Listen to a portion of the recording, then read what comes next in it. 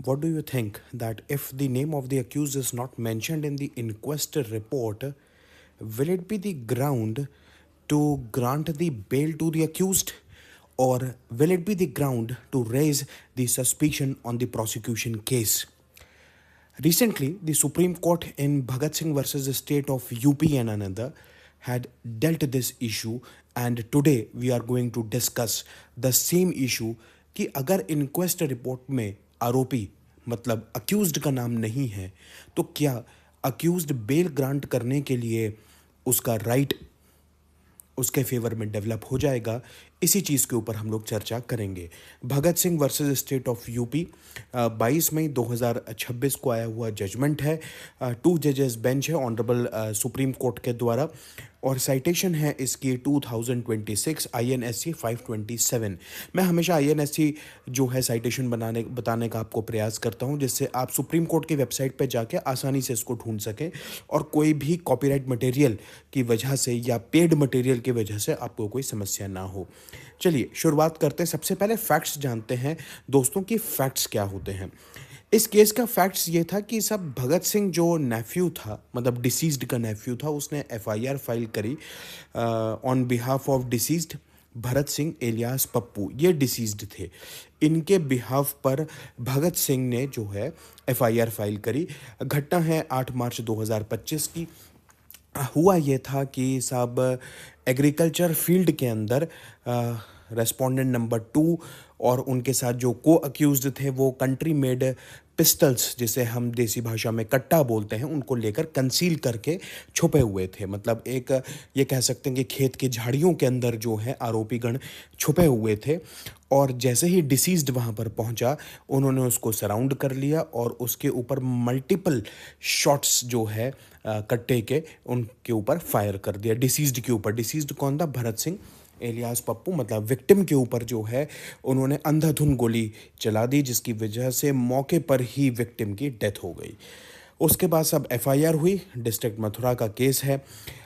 एक 0.315 की country made liquor भी जो है वो रिकवर हुई है।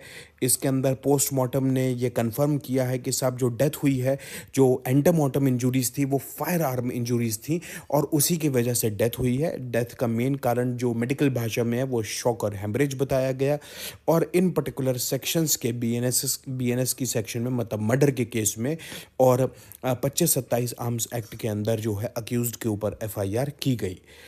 सेशन कोर्ट ने जो है साहब बेल रिजेक्ट कर दी। 26 सितंबर 2025 को सेशन कोर्ट ने बेल रिजेक्ट कर दी। इलाहाबाद हाई कोर्ट ने बेल ग्रांट कर दी 22 जनवरी 2026 को, citing absence of allegation against accused by punch witness at inquest stage. और अपीलांट जो था इन्फॉर्मेंट ने, मतलब जो विक्टिम का नेफ्यू था इन्फॉर्मेंट, ये भगत सिंह, इसने चैलेंज किया इस ऑर्डर को सुप्रीम कोर्ट के अंदर। एक्चुअली ये बेल ऑर्डर के ऊपर जो है चैलेंज हुआ है, और सिर्फ इसी बेसिस पर बेल मिली थी उसको हाई कोर्ट के द्वारा कि सब उसका नाम इनक्वेस्ट के अंदर नहीं है। तो ये एक फुल फ्लेज्ड जजमेंट नहीं है, अभी मैटर अभी भी जो है वो सबजुडाइज्ड है in front of the courts. तो हम लोग बेल के ऊपर बहुत ज़्यादा डिस्कस नहीं करेंगे। सिर्फ एक जो मेजर पॉइंट है जो हमारे सामने आता है वो इशू नंबर 2 है। That means whether the absence of the name of the accused in the inquest report can be the ground to grant bail in the serious murder charges. That is the issue that we have to discuss. और वैसे भी मतलब अगर हम judgement की तरफ देखें, means if we are a student of law, as an advocate or as a person who is preparing for the judicial service examination, उसके लिए ये एक इम्पॉर्टेंट फैक्टर आता है कि एक्सक्यूज मी, एक इम्पॉर्टेंट फैक्टर ये आता है कि अगर इनक्वेस्ट प्रोसीडिंग्स के अंदर कोई लैकुना रह गया, या फॉर एग्जांपल अदर कोई पर्टिकुलर ऐसी चीज़ें हैं प्रोसिक्यूशन की जिसके अंदर कोई लैकुना रह गया, फॉर एग्जांपल सीजर मेमो के अंदर लैकुना रह गया, स्पॉट मैप के अंदर जिसे हम क्राइम डिटेल फॉर्म भी बोलते हैं उसके अंदर लैकुना रह गया, अरेस्ट मेमो के अंदर लैकुना रह गया, FIR के अंदर थोड़ा बहुत लैकुना रह गया, तो क्या ये सब छोटे छोटे लैकुनास जो हैं, अगर किसी प्रोसिक्यूशन डॉक्यूमेंट में लैकुना रह जाएगा तो will it be the ground to grant bail to the accused, and that too when the serious murder charges had been imposed or alleged against the accused? These are the things that we need to discuss in this case, और इससे हमें बहुत कुछ आगे अपने judgment writing में भी देखने को मिलेगा।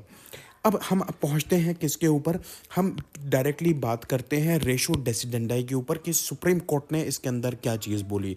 हाई कोर्ट के ऑर्डर के ऊपर उन्होंने क्या आलोचना करी, मैं इस पे नहीं जाऊंगा because that is none of our concern.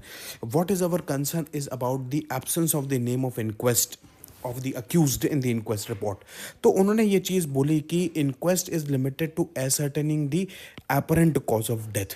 भाई इंक्वेस्ट के अंदर क्या होता है कि एपरेंट कॉज ऑफ डेथ जो है वो पुलिस वाले उसमें बताते हैं कि प्राइमा फेसी जब वो घटनास्थल पर जाते हैं और घटनास्थल पर जाके जो उनको प्राइमा फेसी दिखता है कि सब बॉडी इस तरीके से लेटी हुई है, इस तरीके से उसके चेस्ट के ऊपर फायर आर्म है, तो वो एपरेंट कॉज ऑफ डेथ बताएंगे कि एपरेंट कॉज ऑफ डेथ जो है वो सब ऐसा प्रतीत हो रहा है कि फायर आर्म की वजह से डेथ हुई है। डिटेल कॉज ऑफ डेथ कौन बताएगा, वो पोस्टमार्टम रिपोर्ट से ही पता चलेगा। तो इंक्वेस्ट रिपोर्ट जो है वो पुलिस वाले की एक प्राइमा फेसी ऑब्जर्वेशन है after seeing the scene of the crime. ठीक है, यही इंक्वेस्ट रिपोर्ट का मतलब है। It does not require naming the accused और recording details of the incident.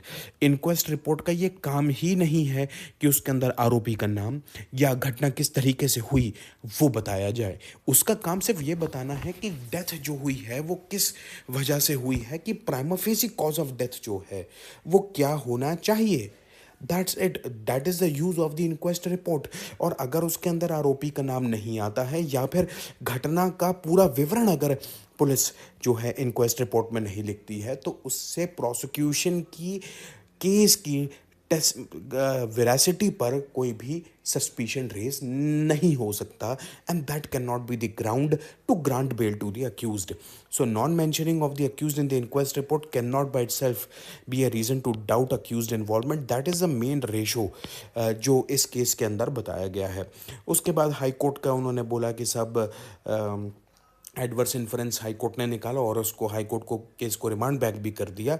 कुछ और ऑब्जर्वेशंस भी सुप्रीम कोर्ट ने बोले हैं, ऑनरेबल सुप्रीम कोर्ट ने, वो भी हम देखते हैं कि judicial discretion to grant bail though wide must be exercise in a judicious and reason manner with reference to the settled parameters. Bail grant करते वक्त एन नंबर ऑफ जजमेंट्स हमारे सुप्रीम कोर्ट में आ चुके हैं बेल के।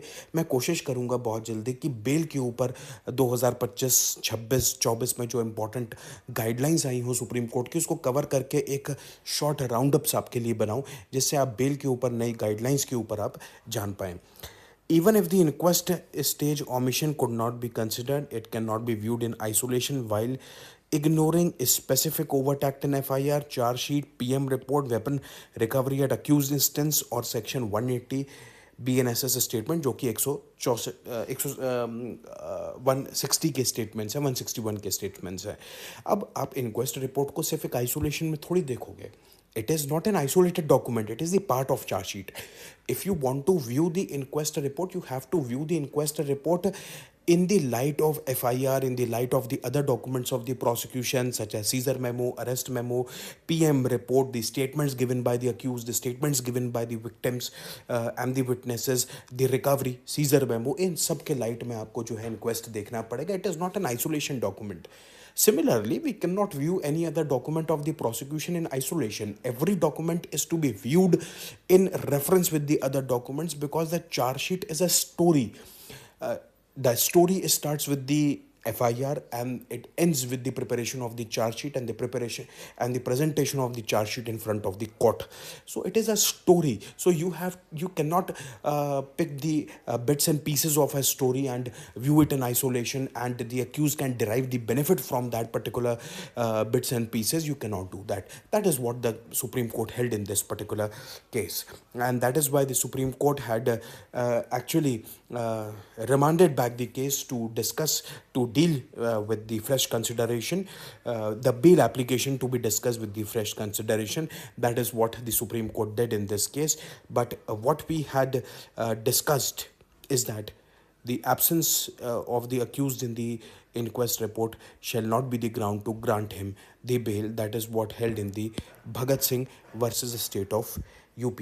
तो आज का 5 मिनट या 10 मिनट का रेफरेंस हमारा यहीं समाप्त होता है.